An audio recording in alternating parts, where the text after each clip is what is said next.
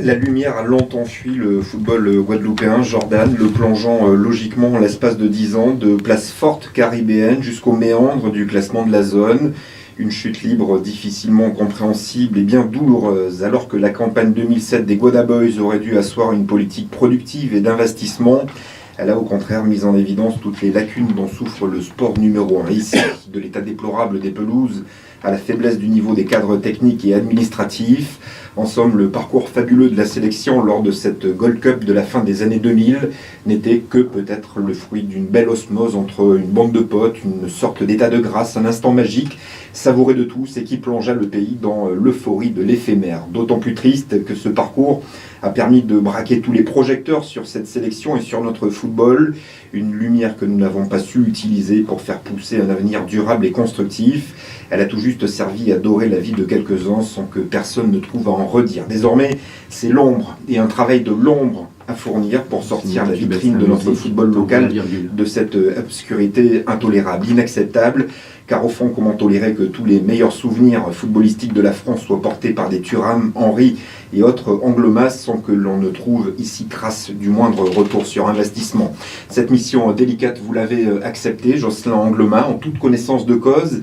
Vous qui maîtrisez parfaitement le football local pour avoir eu le courage et la force de l'embrasser une fois encore après une carrière professionnelle en tout point remarquable.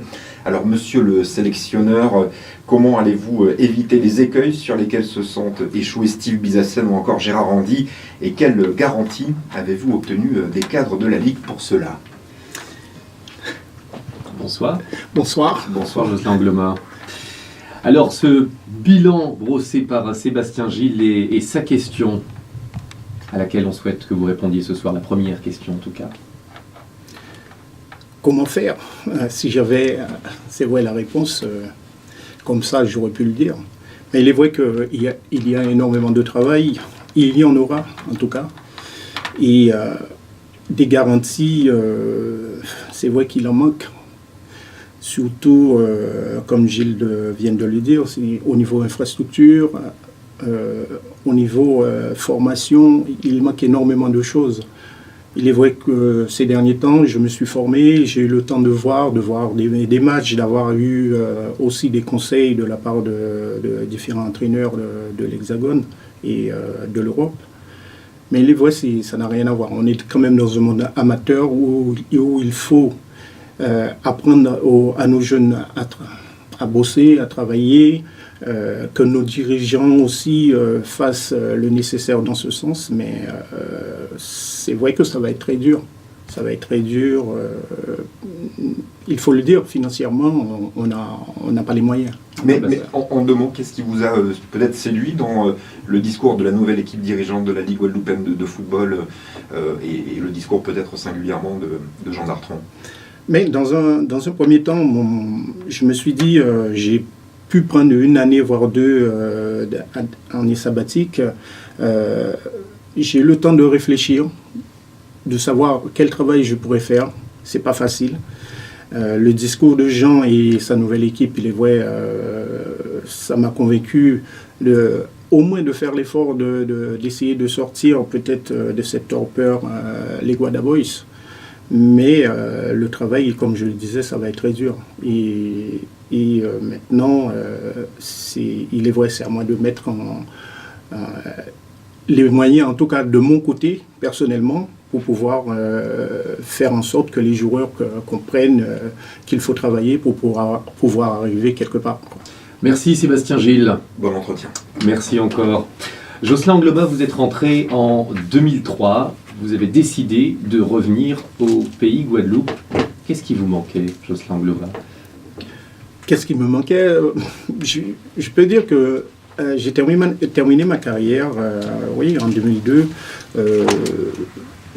La Guadeloupe, je ne peux pas dire me manquait à un point où il fallait à tout prix que je rentre.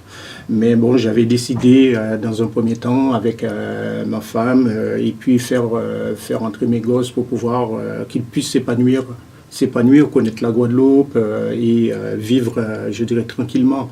Et sur un plan personnel aussi, je voulais de la tranquillité et continuer à vivre comme tout un chacun. À l'instar de certains autres grands joueurs qui ont fait les beaux jours des différentes équipes dans lesquelles ils ont évolué, vous auriez pu investir dans le pays Guadeloupe ou dans les pays ultramarins, vous contentez de cette rente et rester en hexagone. Vous n'avez pas fait ce choix.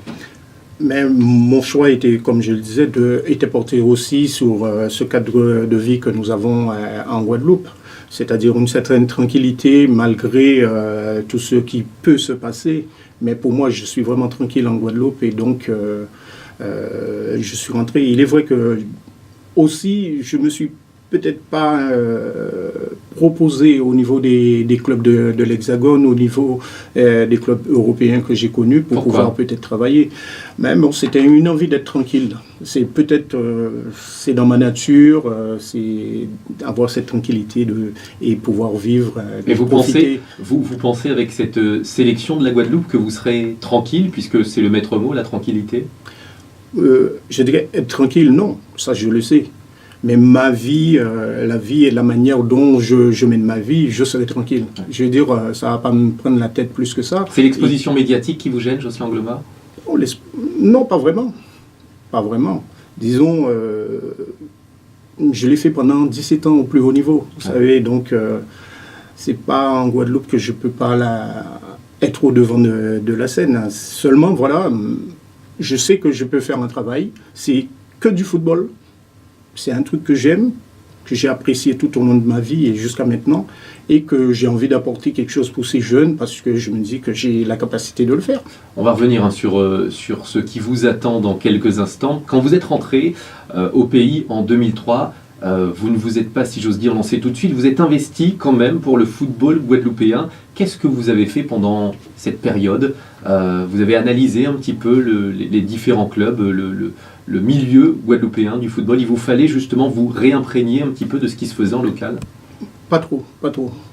Parce que je suis parti, il est vrai que je suis parti tard de la Guadeloupe à 20 ans, ce qui est vraiment rare maintenant, et surtout maintenant pour nos jeunes. Plus jeunes en général. Beaucoup, ouais. Très très jeunes, à l'âge de 14 à 15 ans, ils sont partis, et parce que ça devient très difficile. Et puis, donc, ça ne m'a pas gêné de revenir en Guadeloupe, de me mettre à leur niveau. Et c'était peut-être beaucoup plus facile. Et d'être à un certain niveau aussi d'exigence que j'avais et que j'ai eu et que j'ai jusqu'à maintenant.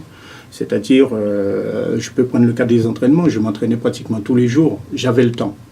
Mais je sais que je ne demandais rien. J'étais tranquille. C'est le monde amateur, je pouvais prendre du plaisir et sans me prendre la tête, donc voilà. Qu'est-ce que vous avez retrouvé quand vous êtes rentré en Guadeloupe par rapport à ce que vous aviez connu? Quels changements ont été pour vous les plus visibles en tout cas? En tout cas, il y a pas mal de changements, c'est un autre monde, j'étais vraiment dans un autre monde. C'est plus le même football, Jocelyn Angloma? C'est plus pareil. C'est plus pareil. Disons au niveau de l'engouement, au niveau de la passion, c'est totalement différent. C'est quoi? C'est l'argent qui a changé la donne? L'argent a changé la donne, mais c'est la mentalité de nos jeunes actuellement. Je veux dire, ce métier-là, on peut le faire, on peut prendre du plaisir, c'est-à-dire aimer le football. C'est un jeu déjà, on l'aime, et si on arrive à en faire son métier, il est vrai qu'on gagne énormément d'argent. Vous nous rappelez, vous, ce qui vous avait animé à l'époque, Jocelyn Angloma, cette passion du football, on l'aura compris. Il y avait que la passion, c'était quoi l'histoire de faire la fierté également des parents, du pays Guadeloupe? Ça, toutes ces choses sont venues par la suite. Mais déjà, rien que le fait de jouer à 18 ans senior à l'Étoile de Morne-à-l'eau, ça me convenait tout à fait. Ouais. Et ça, je pense que quelque part, on l'a perdu, et puis voilà. Et par la suite, il est vrai que c'est devenu comme ça. J'ai envie de faire connaître la Guadeloupe, que ce soit au niveau de l'Hexagone, en Italie où j'ai joué, et l'Espagne. Il faut savoir, quand je suis arrivé en Italie, on ne connaissait pas vraiment la Guadeloupe. Les gens entendaient parler de la Guadeloupe, le Guadeloupéen qui arrive. En Espagne, c'était pareil. Ils demandaient c'était où en Afrique. Donc, on vous prenait pour un joueur africain. Voilà. Ouais. Et je pense qu'à ce niveau-là, il y avait quelque chose à faire. Et puis, ça s'est plutôt bien passé. Vous nous parlez beaucoup de cette jeunesse guadeloupéenne avec laquelle vous allez travailler, avec laquelle vous travaillez déjà depuis un moment. Comment vous allez leur insuffler cette passion, cette grande passion des grands joueurs tels que vous et d'autres? Il est vrai que c'est difficile, c'est un travail qui est très difficile à faire. Ce que je sais, j'en connais pas mal, qui sont plutôt pour que je bosse avec eux. Et ça, c'est déjà une bonne chose. Et puis avoir leur confiance. Et donner cette confiance, c'est une manière d'être au niveau des entraînements. Et les valoriser, ça c'est très important. Vous les écoutez, vous les voyez tous les jours. C'est quoi leurs doléances? C'est quoi leurs envies? Ils vous disent quoi, ces jeunes, quand ils vous rencontrent? À vrai dire, ces jeunes ont plus envie de briller. Ils ont envie de briller. S'ils peuvent briller à travers le football, ce qu'on peut offrir au sein de la Ligue, au sein de nos dirigeants, pourquoi pas? Souvent, quoi qu'il arrive, ils veulent être connus finalement. Avant de bien savoir jouer, ils veulent d'abord être connus. C'est un petit peu le problème. Ça c'est vrai. Très jeune, on a envie d'être des stars. Et puis, il faut savoir que pour être des stars, il y a un travail énorme à faire. Ça, quelles que soient les qualités qu'on a, si on ne bosse pas, on ne pourra pas y arriver. Ils vous posent des questions également sur le niveau de vie des joueurs, sur ce que vous viviez quand vous étiez footballeur à l'international. Oui, c'est arrivé à maintes reprises. En ce moment, je suis à la Ligue, je bosse avec des petits jeunes de 14-15 ans qui ne me connaissent pas du tout. C'est normal, ça fait un moment que je suis arrêté. Mais qui savent que vous êtes une légende du football, en tout cas. Oui, maintenant ils découvrent des choses, ils ont envie de poser des questions. J'essaie de faire passer des messages, mais des messages, des qualités, ils les ont. Mais surtout des messages où les difficultés qu'il y a, la façon d'être pour pouvoir peut-être être demain un professionnel, et puis ça a un nom, professionnel. Donc c'est bosser, c'est être respectueux, c'est avoir toujours la tête sur les épaules, ce qui n'est pas évident, parce que comme je le disais tout à l'heure, on gagne énormément d'argent, on peut perdre la face assez rapidement. Vous auriez pu dire non au président Jean Dartron. Vous avez imposé vos conditions avant d'accepter? Moi, je connais les problèmes de la Ligue, les problèmes de la Guadeloupe. Donc, il n'y avait pas vraiment de conditions à poser. Seulement, être sérieux de la part des dirigeants, ça vient d'en haut, de ma part, de mes adjoints et des joueurs. On vous laisse totalement quartier libre, monter vos équipes à ce niveau-là? Il n'y a pas de contraintes? Il n'y a pas de contrainte. De toute manière, on essaye de travailler, on va travailler en osmose et il n'y aura pas de problème. De toute manière, moi, je suis à l'écoute. Je suis à l'écoute de tout le monde, que ce soit les présidents, que ce soit les entraîneurs de la Guadeloupe. Après, on verra. Il y aura des critiques, ça c'est tout à fait normal. Moi, je suis prêt à accepter toutes sortes de choses. Pas l'impossible quand même. Quel que soit le pays, tous les sélectionneurs prennent des risques, qu'ils aient été de très très grands joueurs ou pas. En règle générale, c'est le cas, c'est pour ça qu'on fait appel à eux. Ça peut être, pardonnez-moi l'expression, Jocelyn Gloma, un petit peu casse-gueule. Vous vous attendez à cela, ce potentiel risque de vous casser les dents sur ce poste de sélectionneur et d'en ressortir blessé? Mais il faut être prêt à ça. Ça, c'est tout à fait normal, parce que bon, on ne sait pas de quoi est fait l'avenir. Et puis ça reste toujours du football. Parce que le très grand joueur Jocelyn Gloma ne pourrait pas forcément être un très grand sélectionneur. C'est peut-être ce risque-là aussi? Ben oui, ouais. C'est arrivé à d'autres entraîneurs, grands joueurs et tout. Ça peut être le cas. Mais seulement, je me donne les moyens. On me l'a proposé à maintes reprises. J'ai accepté que maintenant. Donc, je connais les risques. Et il n'y a aucun problème. Il n'y a aucun problème à ce niveau-là. Franchement, je suis zen, plutôt posé par rapport à tout ça, à tout cet environnement qui est dur, mais qui est vivable. Au regard de gens que vous connaissez, de Zidane à Deschamps, ou encore des plus anciens qui ont aussi fait les beaux jours des sélections, Giroud par exemple, quels sont les sélectionneurs dont vous pourriez vous inspirer dans votre futur travail à venir? Ça, c'est tellement difficile à dire, vu où je me trouve. Mais inspiration... Ou plus localement. J'ai pris des exemples au national et international. Moi, je dirais, je vais rester local. Il y a Roger Salno qui a fait un super boulot, qui a été très critiqué, mais il a fait un grand boulot. Vous comprenez les critiques qui ont été mises à son endroit? Parfois non. Critique du beau jeu, critique sur peut-être quelquefois des choix, ça c'est normal, mais des fois moi je ne comprenais pas.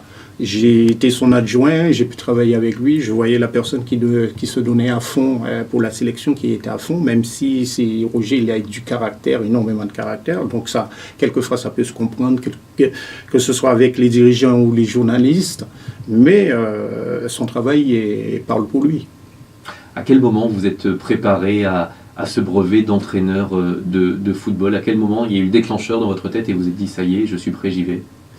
Il y a seulement 2 ans, quand je me suis arrêté. C'est vrai que j'ai eu le temps, je me suis arrêté à l'Étoile et je me suis dit que j'ai le temps, je vais pouvoir voyager.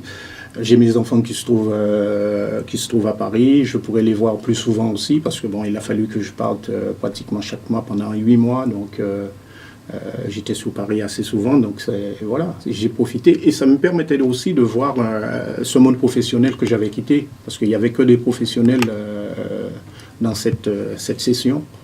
Donc voilà, j'ai pu travailler et connaître autre chose parce qu'il est vrai que nous, footballeurs de haut niveau, on est dans notre monde, dans notre bulle, mais il y a des choses quand même à connaître au niveau de ce qui est entraînement et autres. Alors votre nomination a fait couler beaucoup d'encre, pas seulement en Guadeloupe, manifestement. On vous attend également au tournant, au national. Je crois que sur différents sites de médias nationaux, du quotidien à l'équipe, en tout cas à CNews également, on a l'impression qu'un petit peu on vous observe, Jocelyn Gloma, vous en êtes conscient? Oui, bien sûr, malgré le fait qu'on se trouve à 7000 km de l'Hexagone, mais il est vrai que oui. Et d'un autre côté, ça peut m'ouvrir des portes aussi. Si demain je décide d'aller plus loin et que les Guada Boys marchent, qu'on se qualifie à la Gold Cup et qu'on fasse une bonne Gold Cup, j'en rigole, mais ce serait le souhait et je pense que c'est le souhait de tout le monde. Les objectifs, en tout cas, sont clairement affichés. Redonner aux Guadeloupéens l'envie de s'identifier à leur sélection. On a perdu ça? Je crois que oui, parce que malgré le fait que il n'a peut-être pas eu l'engouement quelquefois au niveau des matchs de qualification. Guada Boys, c'est nous toutes, c'est terminé pour le moment? Non, pas du tout. Il faut que ça... c'est terminé, ça a été un moment, mais il faut que ça revienne. Ouais. Je pense que on a les moyens, comme je le disais, on a les moyens, les Guada Boys. Déjà, dans un premier temps, nos jeunes qui sont ici, et puis par la suite, les professionnels qui vont venir, parce que ça, on sait très bien que si vraiment on veut aller au plus haut niveau, il va falloir avoir ces professionnels avec nous. On va présenter, bien sûr, votre équipe. Dès maintenant, vous allez aussi guider les Guadeloupéens et les rassurer parce qu'on ne sait pas. Alors, vous avez présenté votre sélection, mais on va voir avec eux comment vous allez travailler. Micro. Avec Jordan Rizzi sur Guadeloupe la première.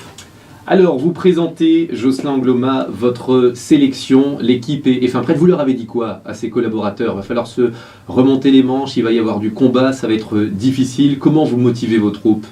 J'aimerais bien être une petite souris pour être dans vos réunions. Comment ça se passe? Comment parle le sélectionneur Jocelyn Gloma? Ça n'a pas de grands changements par rapport à ce que je faisais en club. Il est vrai que c'est une question d'habitude. En tout cas, c'est de donner une certaine confiance et une certaine envie que mes joueurs bossent, je dirais, entre guillemets, pour moi. Est-ce qu'on peut rappeler aux auditeurs l'organisation des sélections? L'organisation au niveau j'ai 2 adjoints. Ouais. J'aurai 2 adjoints qui sont Mario Relmi, qui a joué. C'est le premier qui m'a fait venir à Rennes, ouais. Et c'est mon pote. Et il a entraîné Dijon, Saint-Priest et Dijon International. Il a ses diplômes aussi, donc ancien professionnel. Donc c'est encore plus dur pour nous. On ne doit pas se rater. Bien sûr. Il a dit oui tout de suite. Il a dit oui, bien sûr. Oui. C'est en gros aussi à cause de lui que j'ai accepté ce poste. Ouais. Je pense que vous ne pouvez pas vous lâcher. Voilà. Ouais. Et puis Mario Adélaïde, l'entraîneur des gardiens. L'entraîneur des gardiens aussi, qui a eu son BMF, qui est entraîneur à l'Étoile de Mornalo, qui a entraîné aussi les gardiens à la sélection U20. Qui a ses connaissances et qui a été se former, qui s'est déplacé au PSG pour voir comment ça se passait. Donc je me suis entouré de personnes qui seront à la hauteur, je pense. Pour la sélection U19, U17, comment ça fonctionne? Il y aura Monsieur Castries. Moïse Castries pour les U19. Castries, oui, voilà pour les U19 avec Fabrice Otto. Et en U17, c'est Aliwana et Davili. Ouais. Monsieur Davili. Gérard Pinson est toujours là. Gérard Pinson, c'est lui qui chapeaute tout ce groupe. Ancien pro aussi. Donc, je pense il y a des noms, il y a des gens qui ont un certain vécu. Donc, je me dis, on ne doit pas se rater. Mais bon, ça ne veut pas dire que les choses vont être faciles. Donc, à nous de faire en sorte qu'on arrive à mettre ça le mieux possible. On va suivre ces rassemblements, ces entraînements. Quelles sont les grandes dates à venir pour nous, médias? On est prêts déjà? Bon, dans un premier temps, il y aura deux entraînements ce mois-ci, notamment celui du 12 février. 12 février, très exactement, au Krebs. Réunir les gars, avoir une bonne réunion. Il paraît que vous avez déjà 4 grandes dates d'entraînement. Ils sont déjà postées, validées. Voilà, oui, bien établi, oui. Ouais. Ouais, et le 26 février. Ouais. Après le 5 mars et le 19 mars. Et en attendant, je pense qu'on aura sûrement un match, je pense, au mois de mars aussi. Quelle équipe? Pour le moment, on est en train de peaufiner ça, d'essayer de voir si ça pourrait se faire, notamment le Trinidad, Barbade. En tout cas, la première échéance en compétition officielle, c'est quoi? C'est septembre? C'est septembre. Dans l'immédiat, le président doit se rendre, je crois, à Trinidad, si je ne me trompe pas, pour pouvoir... il y aura une réunion de la CONCACAF pour tout ça. Des matchs amicaux aussi à venir? En tout cas, je l'espère. Ouais. Comme je le disais, c'est pas facile. Financièrement, les choses sont difficiles, mais des matchs amicaux, je le disais tout à l'heure, au mois de mars, j'espère que ça se fera, si c'est Trinidad, si c'est Barbade. Dans les médias, je ne peux pas donner aux auditeurs des informations plus précises, mais en tout cas, on travaille là-dessus. J'ai l'impression que c'est aussi la communication qui va aussi beaucoup vous aider à rattraper l'image dont vous parlez. Et je salue la présence aujourd'hui de Philippe Briot, qui est à l'initiative aussi de toute cette organisation. C'est important aussi de retravailler l'image de cette sélection. Oui, ça, Philippe, je le connais quand il était journaliste. Ouais. Et on en a parlé énormément. Et j'en ai parlé auparavant. Je pense que ça, c'est très important d'avoir quelqu'un de la sorte de notre côté. Maîtriser votre communication. Voilà, maîtriser la communication, pouvoir bien gérer ça. Parce que ça a été un gros problème auparavant au niveau de la Ligue avec les médias. Et on sait très bien qu'on a besoin de l'un, a besoin de l'autre. Et on est un peu perdu quand on cherche un interlocuteur privilégié. Là, pour le coup, on sait à qui s'adresser. J'espère en tout cas que ça va se faire et ça va bien se passer. Il y a même un hashtag, paraît-il. Guadaboys en route, c'est ça? Voilà. Ouais, il fait bien son boulot. Ouais, manifestement. Ouais. C'est bien trouvé. Vous avez un Twitter, un compte Facebook, un Instagram. Vous êtes à la page. On peut même vous retrouver sur YouTube, paraît-il. Donc, affaire à suivre. Dernier mot, Jocelyn Angloma, vous avez envie de dire quoi? Ceux qui nous écoutent, ceux qui vous écoutent, ceux qui peut-être vous ont toujours soutenu, et même vos détracteurs, tiens, finalement. Vous répondez quoi à tout ce petit monde? En tout cas, moi, je vais essayer de faire de mon mieux. Je sais que j'ai eu pas mal d'échos et des échos positifs, donc ça c'est bien pour commencer à travailler. Il y a des négatifs, mais ça c'est un peu normal. Ces derniers jours, j'ai cru comprendre que je voulais qu'on soit des professionnels. Ce n'est pas le cas. J'ai juste voulu expliquer que je vais faire travailler des gars, qu'ils s'imprègnent un peu de la manière dont travaillent les professionnels, et puis quand les professionnels viendront, ils seront déjà quoi faire, ce serait peut-être plus rapide pour eux, et puis voilà. Maintenant, j'ai pas de problème, il n'y a aucun souci, je suis ravi d'être sélectionneur des Guadaboys, et comme je le disais, j'ai de très beaux échos. Titulaire du brevet d'entraîneur de football, ancien défenseur latéral, c'est donc Jocelyn Angloma qui devient le sélectionneur de la Guadeloupe. Toutes nos félicitations, bon vent à vous, à vos joueurs, et puis on vous attend sur les terrains, monsieur le sélectionneur. Oui, merci à vous aussi, et on vous attend aussi, parce que ce serait grâce à vous si les choses vont bien se passer. On sera là avec vous et avec les Guadaboys. Merci encore, merci à tous. Bonne soirée, merci de nous suivre. Rendez-vous demain, même heure, même fréquence, sur Guadeloupe la Première.